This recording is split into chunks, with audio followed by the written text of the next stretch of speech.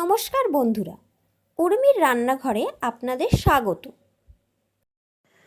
আজকে আমার রেসিপি মালাই milk chocolate pudding.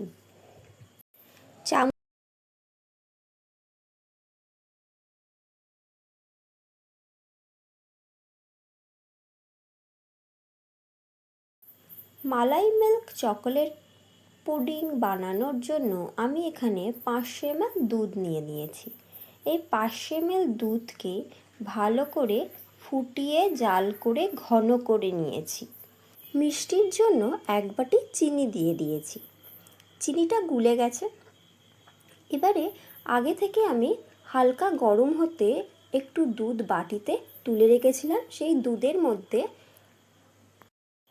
1 চামচ কাস্টার্ড পাউডার ও 2 চামচ গুঁড়ো দুধ দিয়ে দিয়েছি। কর্নফ্লাওয়ার ও 1 চামচ কোকো পাউডার দিয়ে দিয়েছি।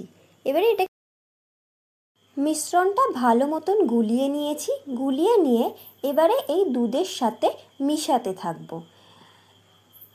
এক হাতে ঢালতে থাকবো, আরেক হাতে চামচে দিয়ে সেটা গুলিয়ে দেব, না হলে যেহেতু কর্নফ্লাওয়ার দেওয়া আছে তলায় গিয়ে জমে যাবে। তাই এটা সম্পূর্ণভাবে সবসময় নাড়িয়ে যেতে হবে। নাড়াতে নাড়াতে যাই এই দুধটা একটু ঘন হয়ে যাবে, ফুটতে শুরু করবে।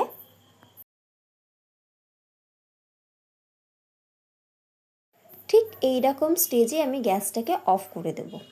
এরপরে আমি কেক মোল্ডের মধ্যে একটু সাদা তেল নিয়ে তার চারিপাশটা ভালো করে মাখিয়ে নিচ্ছি।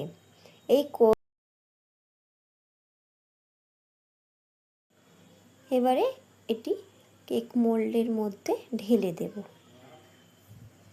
নর্মাল রুম টেম্পারেচারে রেখে এটাকে ঠান্ডা করে নিতে হবে। ঠান্ডা হয়ে গেলেই পুডিংটা আস্তে আস্তে জমে যাবে। 3 থেকে 4 ঘন্টা লাগবে এই পুডিংটা জমতে।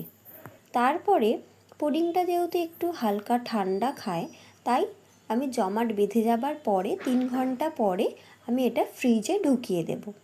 এই যে 3 ঘন্টা পরে ফ্রিজে ঢুকিয়ে দিয়েছিলাম। এই যে আমার পুডিংটা পুরো হয়ে গেছে, রেডি। এবারে ছুরি দিয়ে কেটে পিস পিস করে নেব।